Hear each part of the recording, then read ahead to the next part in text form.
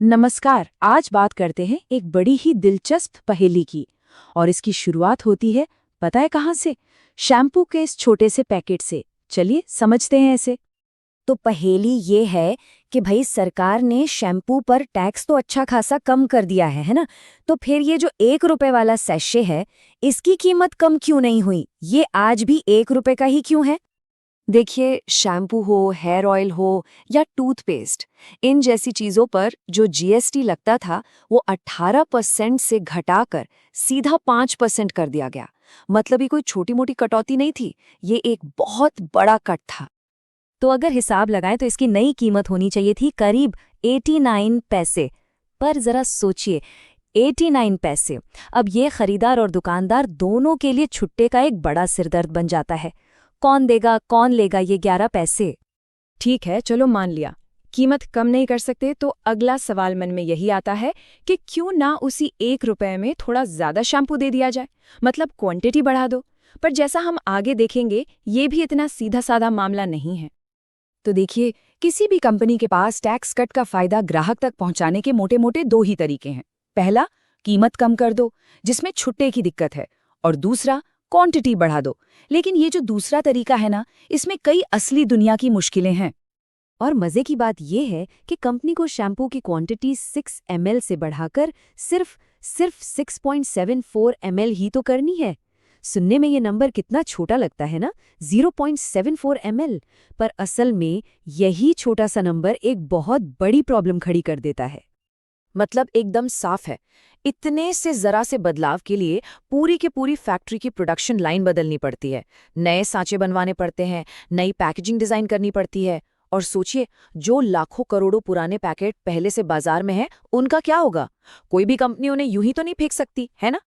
तो ठीक है, कंपनियों की अपनी परेशानियां हैं, पर सवाल तो ये है कि फिर ये कौन देखेगा, कौन पक्का करेगा कि कंपनियां टैक्स का फायदा आखिर में हम तक यानी ग्राहक तक पहुंचाएं?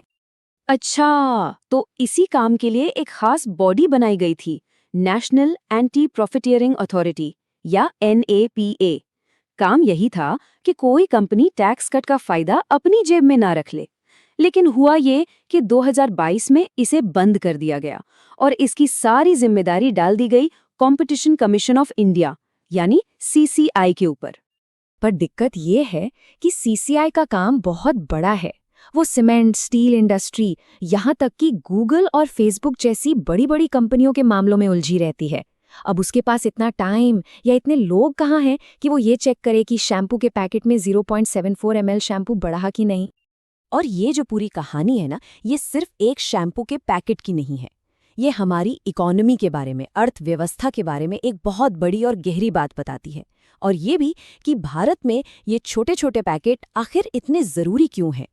सच तो ये है कि हमारे देश की एक बहुत बड़ी आबादी है जिसके लिए शैम्पू की एक बड़ी बोतल खरीदना मुमकिन नहीं है, उनकी कमाई उतनी नहीं है, तो वो इन छोटे सस्ते 1-2 रुपए वाले पैकेट पर ही निर्भर रहते हैं। और इसी कॉन्सेप्ट से एक बहुत बड़ी बिजनेस स्ट्रैटेजी निकल कर आती है।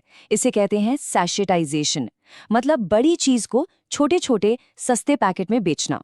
ये वो तरीका है, वो इंजन है जो करोड़ों लोगों तक वो प्रोडक्ट पहुंचाता है जो वो शायद बड़ी पैकिंग में कभी खरीद ही नहीं पाते। अब देखिए, शैम्पू, चाय पत्ती, बिस्किट जैसी रोज की चीजों के लिए तो ये स्ट्रैटेजी कमाल की है। लेकिन जरा सोचिए, क्या होगा अगर यही छोटे छोटे पैकेट वाला आइडिया किसी ऐसी जगह लगा दिया जाए जहां फायदा तो बहुत बड़ा दिख रहा हो, पर रिस्क यानी जोखिम उससे भी कहीं ज्यादा हो। जी हाँ, बात हो रही है स्टॉक मार्केट की, और उसमें भी एक बहुत ही ज्यादा रिस्की सेगमेंट की, जिसे कहते हैं फ्यूचर्स एंड ऑप्शंस या FNO ट्रेडिंग। अगर बिल्कुल आसान भाषा में कहें तो ये एक तरह का सट्टा ही है।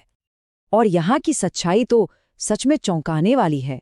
डेटा साफ साफ बताता है कि FNO में पैसा लगाने वाले हर 10 लोगों में से 9 लोग अपना पैसा डुबा देते हैं। जी, 10 में से 9। मतलब रिस्क इतना ज्यादा है कि आप सोच भी नहीं सकते। इसके बावजूद एक तरह के फाइनेंशियल सैशेटाइजेशन ने इस बेहद रिस्की बाजार का दरवाजा लगभग हर किसी के लिए खोल दिया है। हालत ये है कि जो इंसान साल में सिर्फ 12,000 रुपए कमाता है, वो भी FNO अकाउंट खोल सकता है।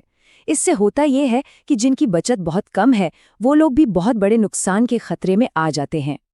तो आखिर में हम एक बड़े सवाल पर आकर रुक जाते हैं, सेशिटाइजेशन। ये एक बहुत ताकतवर आइडिया है जो रोजमर्रा के प्रोडक्ट्स को करोड़ों लोगों तक पहुंचाता है, उनकी जिंदगी आसान बनाता है। लेकिन जब इसी आइडिया को कहीं और, जैसे फाइनेंस में इस्तेमाल किया जाता है, तो क्या ये सच में सबको मौका देता है या फिर ये बस खतरे का एक नया दरवाजा खोल देता है?